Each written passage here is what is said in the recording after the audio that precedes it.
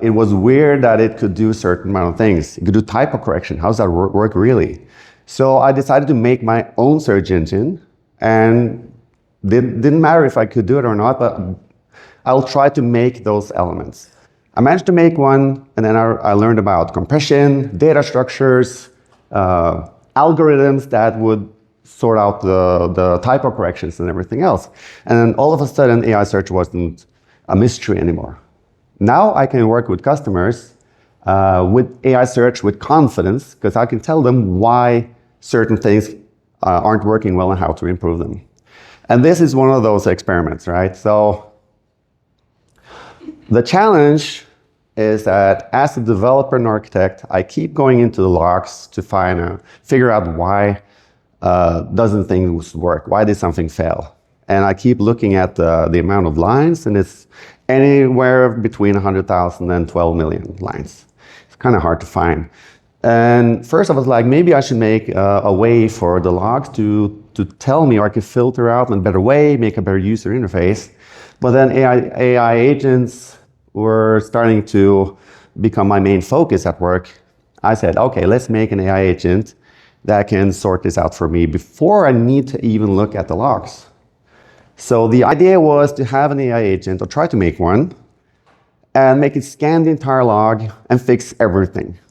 So if you came to the session thinking, awesome, Anders is going to show us how we can fix everything from now on, I have bad news for you, and you'll see why.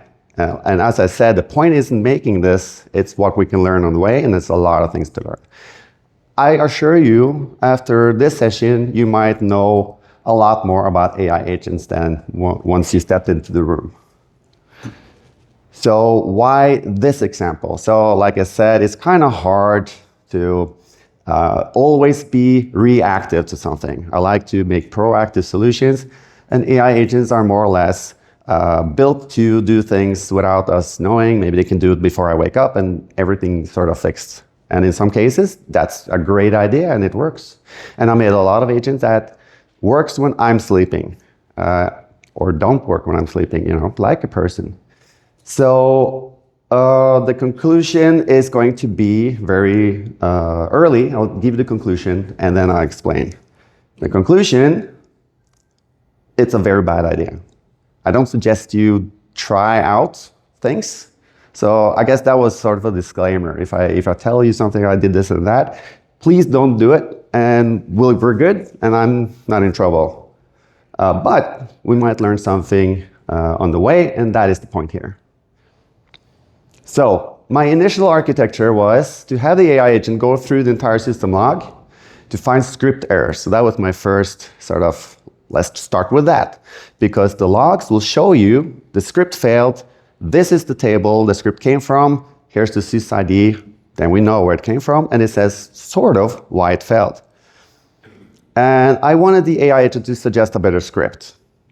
And I'm assuming a lot of you know, if you just take a script somewhere and say it's improved the script, it doesn't really give you a good quality. I'll show you how we can improve that and make it actually give some good results.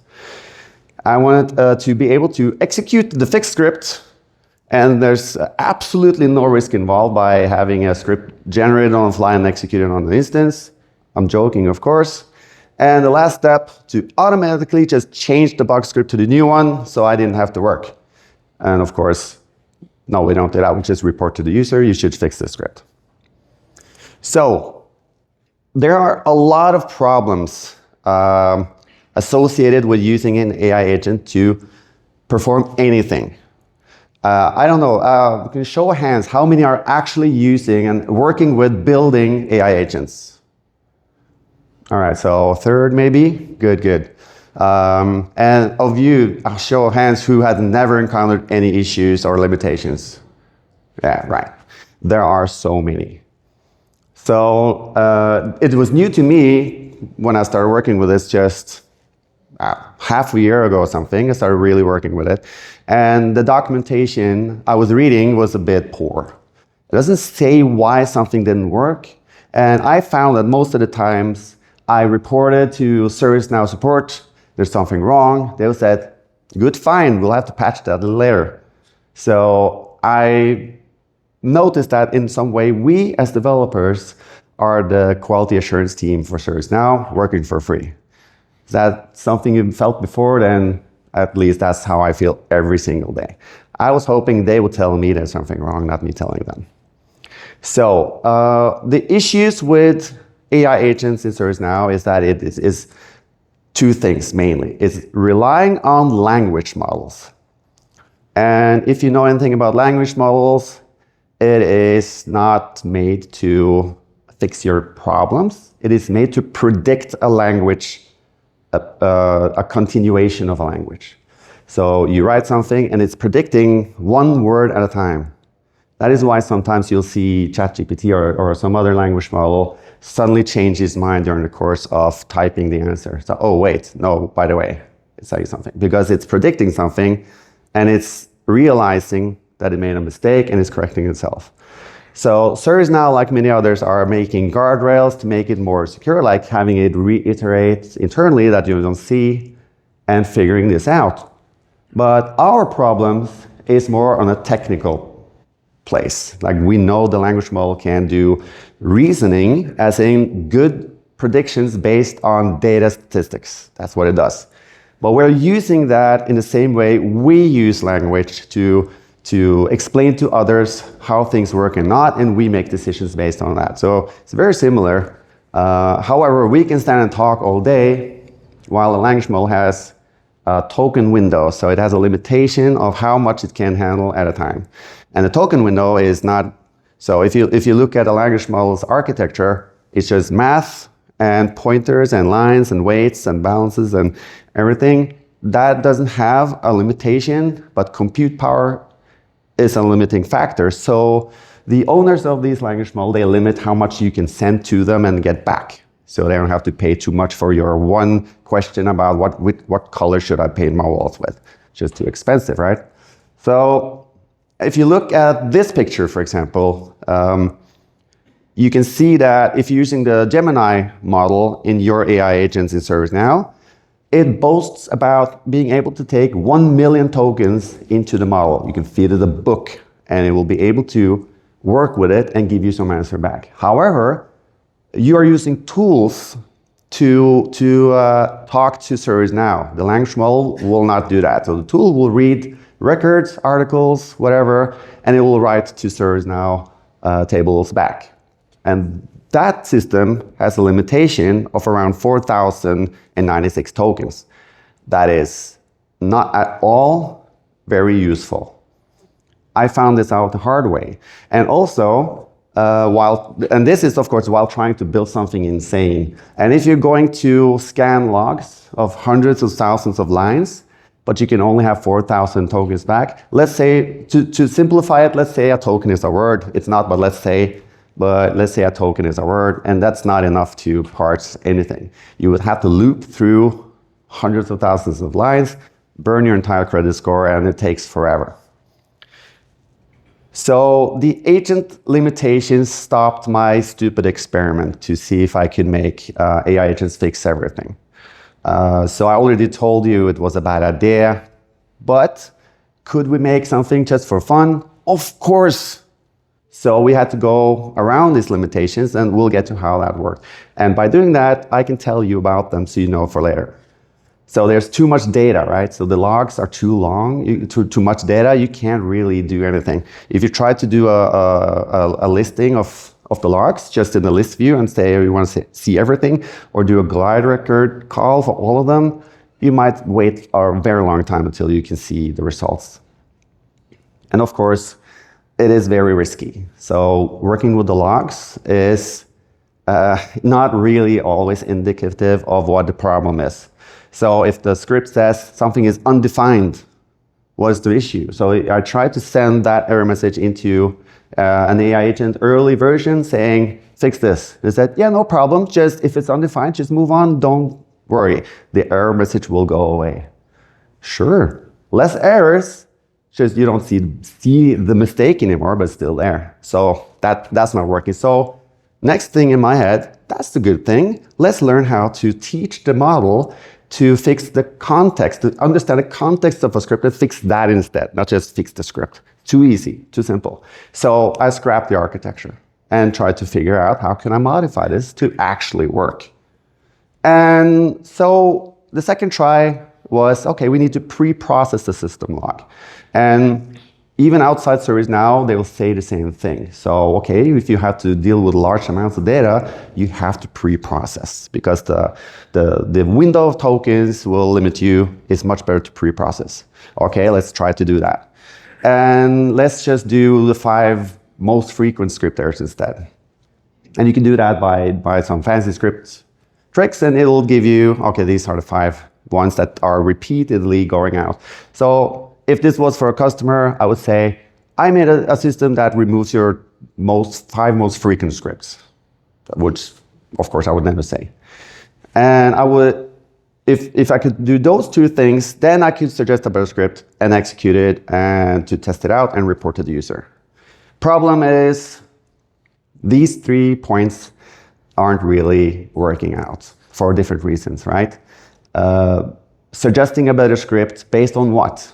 What is the context, right? If you say fix the script and the script is 5 lines long, but it bugs, is it the input?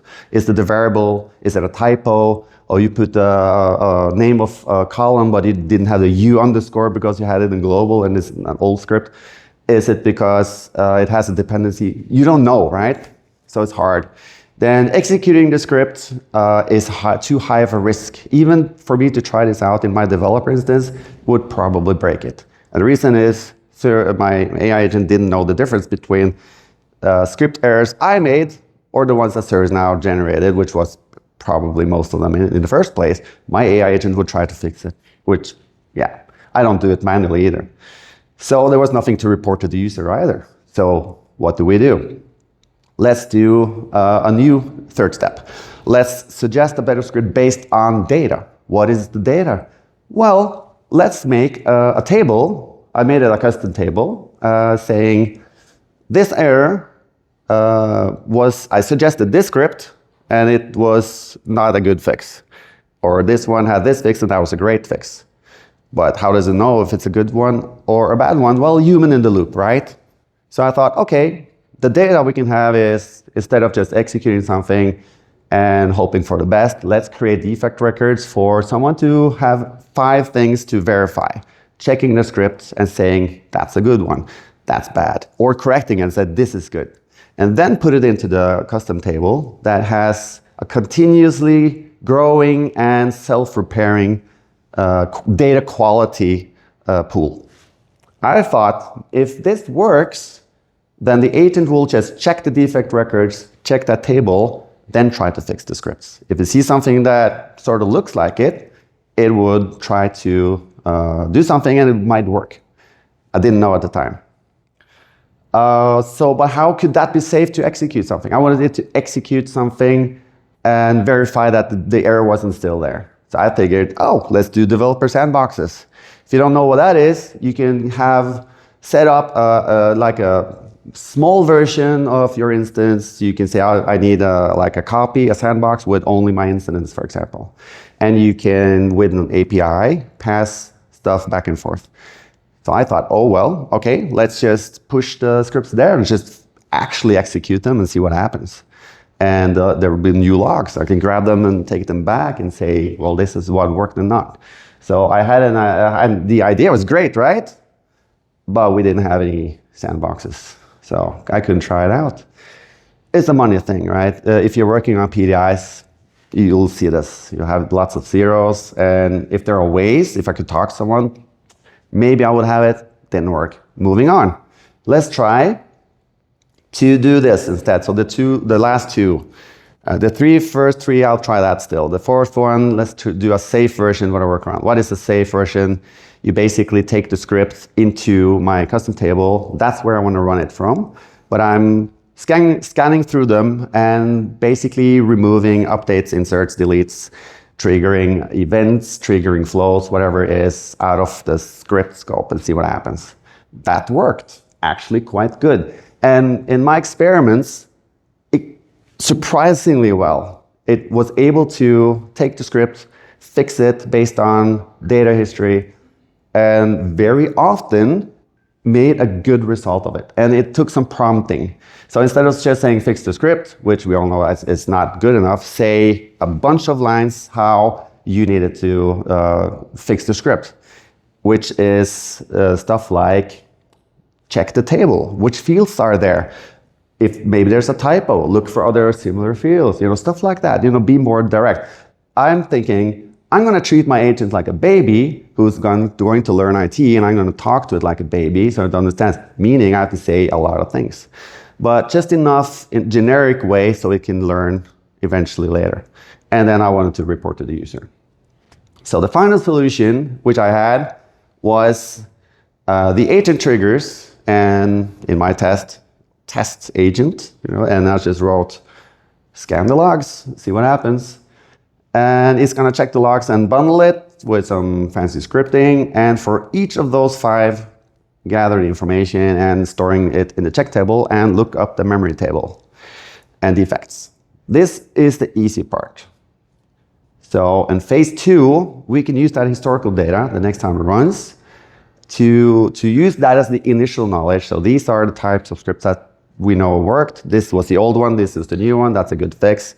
And the agent is actually quite good in understanding the difference of things. This is bad, this is good. Okay, now it knows. And every time it runs, it can run through these. You can even set on memory on the agent, so it doesn't really need to read through everything every time.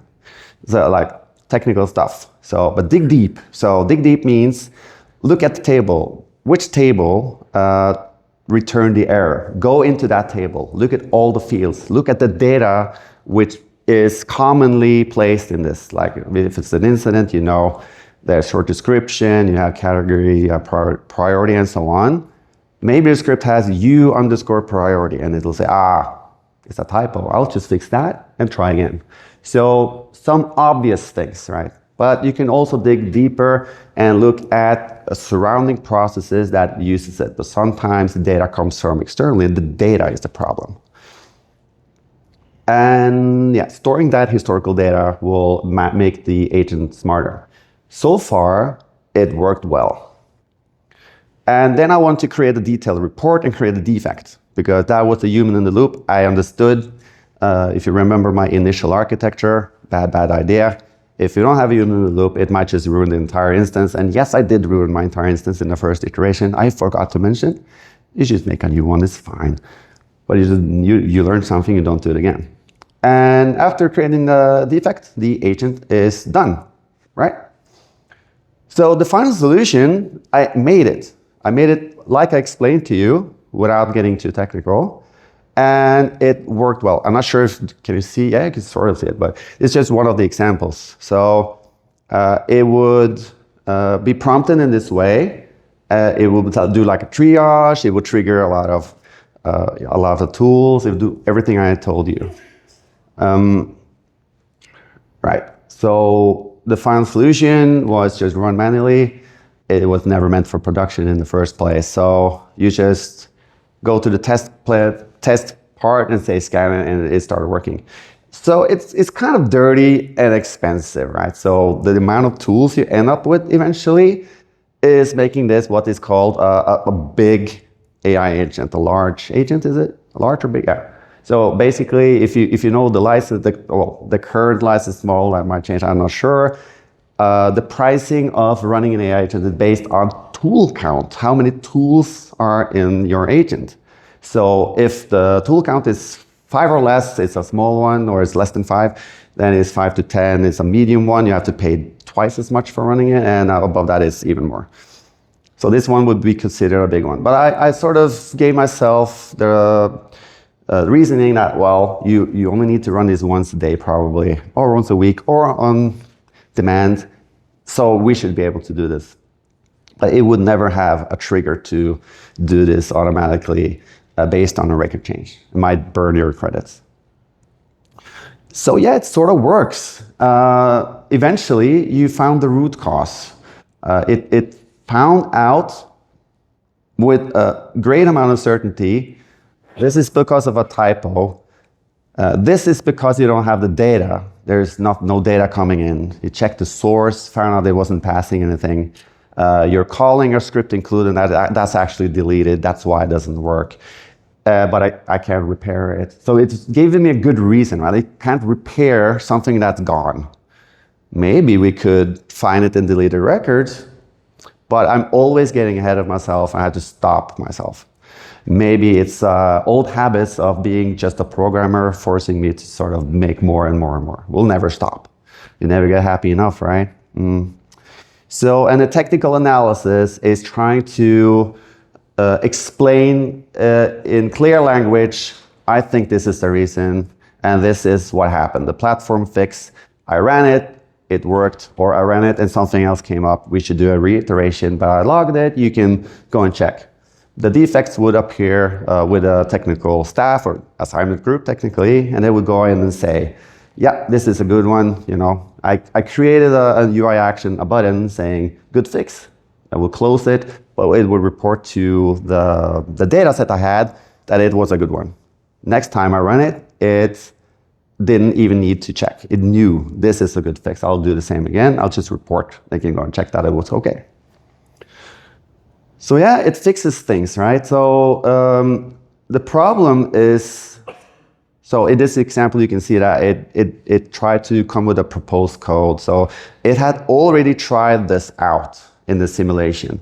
It tried the new script, ran it, and it worked, and it made an assessment. This fix might be the correct one. I'm going to report. So it has a proposed code, and it's saying what's wrong. So there were some tests that were really good. Did you ever try to, and I would just assume you're all technical people, right? Hand in there if you don't know anything technical. Exactly. Good, I can say it like I think. So if you try to parse a JSON object and say, no, undefined colon and O, right? Why do you get that? You're trying to parse an object that was already parsed. It doesn't work, so it breaks. Why the people making the platform doesn't automatically just make some workarounds there, I don't know. But the first time that happened, the agent didn't know why. But when you told it back, and you can write a comment, this is actually because it's already parsed. Next time it happened, it knew 100% of the time, this is the fix. So self-improving scripts. I'm going to repeat the disclaimer in the beginning. Do not make this agent. It's a bad idea. But we know now a few things about the limitations of agent that we can work with and how the agent works and how we can make it be smarter. Because it's a high-risk adventure that is fun, right? I really love to mess around with the agents. It's, go to the keynote and they'll talk about how smart it is. I like to say how stupid the agent is. It's a much better way to understand agents. It's not smart, it's very dumb. We need to treat it as it knows nothing. It's just a dumb person. Oh, I'm not supposed to say that, I think. Let me reiterate. It's a person with no technical knowledge, but tries to work in the technical space. Does that sound better? He's filming me. I have to edit that out now. Probably there will never... I'm not from here. I blame language issues. Yeah, so you can see the mock validation. It sort of gives you a result of the validation and also explaining the impact. So if you ever made something like this, reporting to management would probably be a good thing. So if you can switch this around a little bit, try to think differently. Forget that my clickbait title, I'm sorry if that dragged you here on false premises, but really you can translate all of this in a different way. This is all about trying out dumb stuff to learn something that will help you in actual situations and actual projects. So this is what I did. Now I know a lot of things. The limitations of the tool, the payload coming back, is the most important thing I learned in a long time. Because I learned that if your data set coming back is longer than 4,000 tokens, it's a JSON file coming back that the agent needs to interpret and act on. It just crops it. So the bottom part of the JSON is gone, and you don't know why it died. Remember that. You will get into it. You will see a hint. If you go to the right side of the test tool, you'll see like a number saying 4096, and it dies. That's what happened. You need to reduce the data and pre-process it. So the conclusion, back to that, it was in slide number 2. You do it for a great learning experience and learning about the limitations, but you don't actually do it to fix everything, because that is not where we are. The agents are not smart. Let's not pretend it is just because the keynote says so. And let's be very open about being dumb, now I'm talking about myself, in our space, and share it so we all learn. I wish people did that with me. And with that, I say thank you. And if you have any questions later, just approach me and talk to me at any time. Thank you.